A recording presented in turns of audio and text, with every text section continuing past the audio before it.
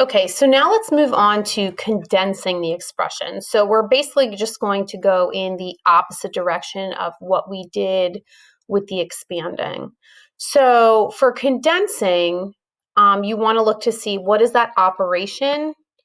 And anytime you see a subtraction sign, you know you're going to be setting those numbers up as a quotient. And if you see an addition sign, you're going to be setting those up as a product.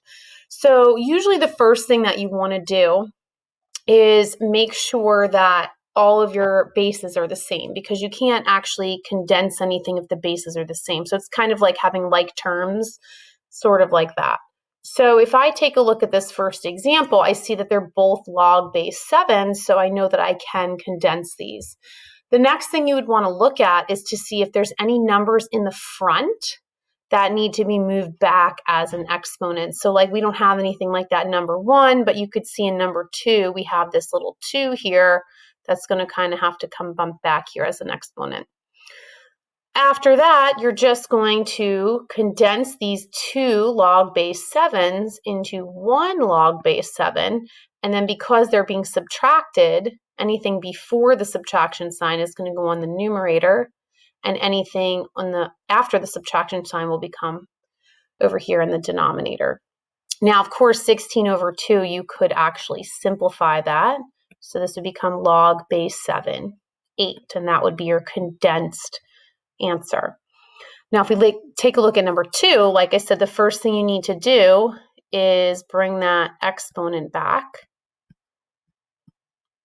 Okay, and now because we have an addition sign here, and these are both ln's, which are really log base e, I can condense them into just one ln, and then I can write the 8 and the x squared as a product. Now, you could write x squared 8, but typically when we write a product, we'll write it in that order, but in this situation, it really doesn't matter. You could write it either way. It just looks a little funny when we put the x squared first. So that would be your condensed answer for number 2. All right, so let's take a look at number 3 and 4. So first thing you want to check for is to make sure that all your bases are the same. If they're not, you can't condense them. So you don't want to condense something that's ineligible, so to speak. Okay, so if we look at this first one, we have log base 2 and log base 2. So now I'm going to take anything up at the front and I'm going to move it to the back and rewrite it as an exponent. So I have log base 2 12 to the 5th power minus log base 2 4 to the 5th power. Okay, so now we look at our subtraction sign and they're both log base 2s. So we're going to condense this into a quotient. So it's log base 2 and then we have 12 to the 5th over 4 to the 5th. Now this is where we can simplify a little bit, because you don't need to necessarily work out this 12 to the 5th and this 4 to the 5th, because they're both being raised to the same power. So if you remember back to your exponent rules, you could rewrite this as 12 over 4 to the 5th power. And of course, 12 over 4 would simplify to 3. So it's really 3 to the 5th power, and this would be your condensed answer. Now, if you wanted to actually work that out, you could, but it's not necessary. Okay, and then down to number 4. So again, they're all ln's. They're all the same log base e. So we're going to take the numbers in front and move them back to exponents. So I have an ln 4 to the 3rd plus ln 1/2 to the 3rd plus ln of x. Now all of them are the same and they're additions, so I'm going to write these 3 as a product. So I have ln, and then I have 4 to the 3rd times 1/2 to the 3rd times x. So now the 4 to the 3rd and the 1/2 to the 3rd, since they're both the same power, it's really like 4 times 1/2, which is 4 over 2 to the 3rd. So we're looking at something like this. And you don't have to write out all these steps. I'm just trying to show you how we're getting things. So that's really 2 to the 3rd. Now you could leave your answer like this, like we did the last time. We did not work out that 3 to the 5th power. So this time though, 2 to the third power is just 8. So if you did work that out, you would have ln of 8x, and that would be fine too. All right, so let's do a few more condensing problems here. So once again, first thing you want to do is check to make sure all your bases are the same. So they are. Then you want to take any of these numbers out front, any of these coefficients, and move them back as an exponent. So now we have log base 3, 2 plus log base 3 y to the 1/2 power. Now you might remember from when we talked about the expanding yesterday, if we had a radical, that was actually the simplified version, and we took it out of the radical form and gave it that rational exponent. Well, here I now have a rational exponent. I want to simplify it and write it as a radical. So this is going to be log base 3, 2 plus log base 3 square root of y. And whether you do that now or after the next step is really up to you. So now they're both log base 3. There's an addition sign, so I'm going to write this as a product. So it's log base 3, and then it's just going to be 2 radical y, and that would be your condensed answer. And I'm just putting the parentheses around there just so that nothing gets confused, but they're not necessarily necessary. Okay, number 6, subtraction. They're both common logs, so I'm going to move my 4 as an exponent here and this 10 as an exponent here. So it becomes log 10 to the 4th power minus log x to the 10th power. Now, because this is subtraction, we're going to write this as a quotient. So the 10 to the 4th will go in the numerator and the x to the 10th will go in the denominator. And that's really all you need to do for that one.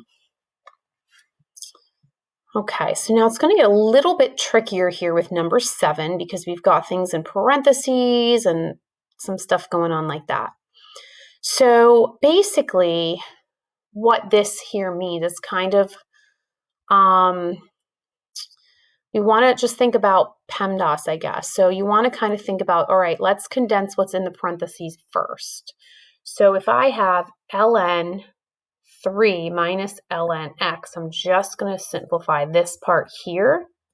Then I'm going to have 3 times ln 3 over x. Now notice I no longer need that in parentheses because I don't have to like distribute the 3 to each of those or anything like that. Then over here, for this one, this was also subtraction. So this would be ln, and then I would have x over 9.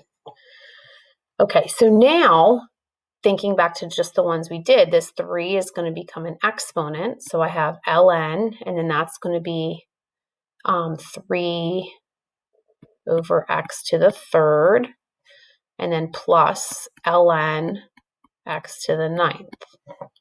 Now we have this addition sign, so now we need to write these as a product. Now, if you want to write them as a product, you're probably going to want to distribute out that 3 so you can kind of combine those a little bit. So I'm going to have ln 3 to the 3rd over x to the 3rd times x over 9.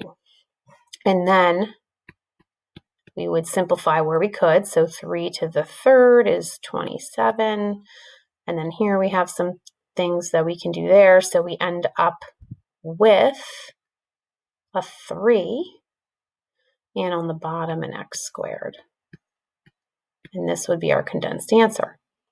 Now, some people would maybe have done this problem a little differently, like another option for this problem would be, let's say you wanted to distribute that 3 from the beginning. So you could have had 3 ln 3 minus 3 ln x, and then you could have wrote ln 3 to the 3rd minus ln x to the 3rd plus ln x minus ln 9. Now, when you do it like this, when you want to combine or condense all of those ln's, anything that's in front of a anything that's not being subtracted would be on the top, and anything being subtracted on the bottom. So my 3 to the third would be on the top. My x to the third would be on the bottom. My plus ln x, so my x would be on the top, and then minus ln 9, so my 9 would be on the bottom. And then I would just simplify like we did, and we would still get the same answer, ln of 3 over x squared. So it's just really options which way you would want to approach that problem, but both of them get you the same solution. Okay, and then we got number 8. Okay, so for number 8, again, we have this parenthesis here with a subtraction sign in the front. So whether you want to get rid of the parentheses by condensing or you want to get rid of them by distributing is up to you. So I did both examples in the last one. I think I'm just going to get rid of them by distributing, but we could do it either way. So the first thing I'm going to do is I have 1/4 log base 5, 81, minus 2 log base 5, 6. And then if I distribute that negative here, that becomes plus 1/2 log base 5, 4. So now I'm going to get rid of these numbers in the front, and I'm going to make them exponents. So I have log base 5, 81 to the 1/4 minus log base 5, 6 squared plus log base 5, 4 to the 1/2 power. Now, as I said, when you are condensing, actually, maybe I'll write it underneath. When you're condensing, you want to simplify them and actually write them back in the radical form. So 81 to the 1/4 power is actually going to be the 4th root of 81. And over here, and you could even make this one 36 if you want, 6 squared. And then this one here, we would have 4 to the 1/2 power, which is actually square root of 4. Now, it just so happens that these are actually solvable. So log base 5, the 4th root of 81 is 3. And then this last one here, log base 5, square root of 4 is 2. So you're going to have that there. So now this is what we're going to actually condense after you kind of simplify each of those. So the 3 is going to go on the top of the quotient. The 36 would go on the bottom, and the 2 would go on the top. So anything following a plus sign goes on the top. Anything following a minus sign goes on the bottom. So this would be log base 5. 6 over 36, which of course simplifies to 1/6. So that would be your condensed answer. Now, if you did do it a different way, as long as you're getting that same answer, that's okay.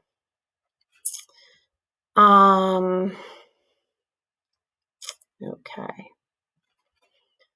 All right, so now I'm not worried too much about using a calculator. This one is saying use property of logs to evaluate. It's just trying to simplify without a calculator. So for example, if I have this here, if I can somehow make this 9 times 27 be like 3 to a power, then that part could cancel out. So if I make this log base 3, and then I have in here 3 squared times 27, well, 9 times 20, actually, let me do it this way. It might be a little bit easier to explain. So 9 times 27 is 243. But if there's any way we can write that as a base of 3, we can simplify this. So 243, so if you guys remember, oops, sorry.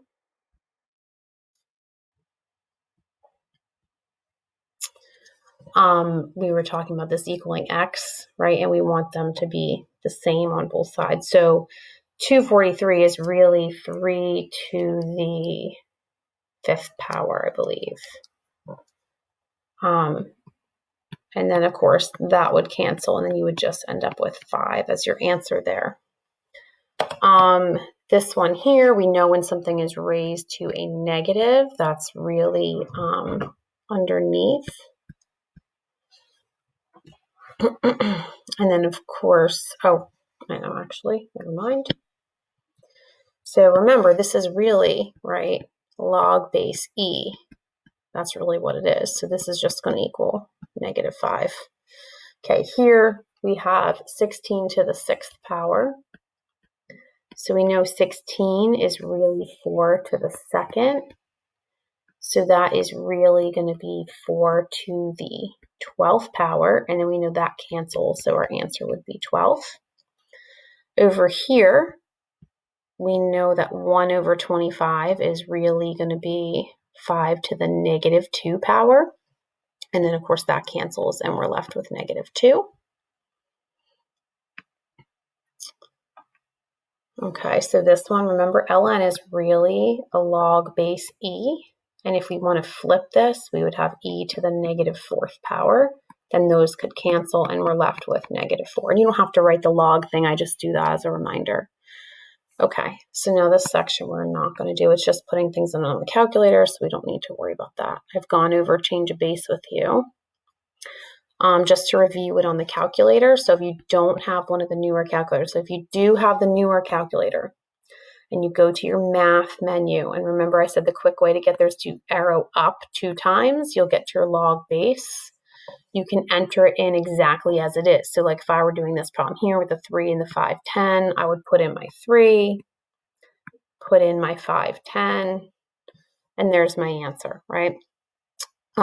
If you don't have that feature on your calculator, then you're going to do the common log of the bigger number, which is the 510 here. You're going to divide that of the common log of the base number.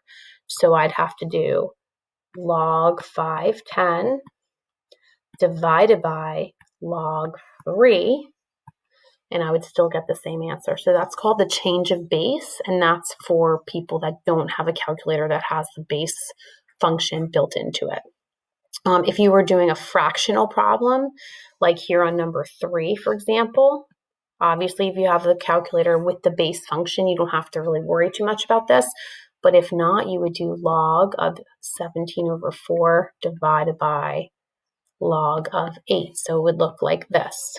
Common log, 17 divided by 4, close the parentheses, hit divide, common log of, what was that bottom number, 8.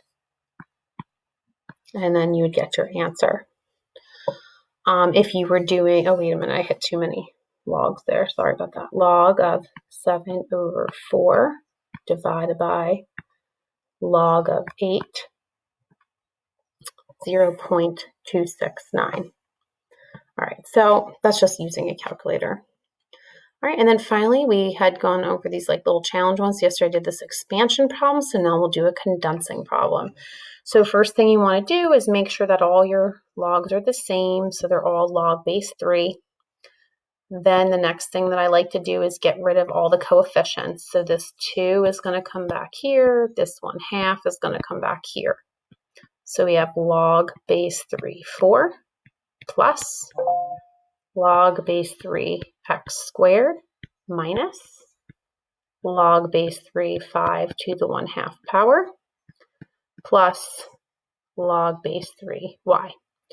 Now at this point, this 5 to the 1/2 power, we want to simplify it, and we want to write it in the radical form. That's the more simplified or condensed form.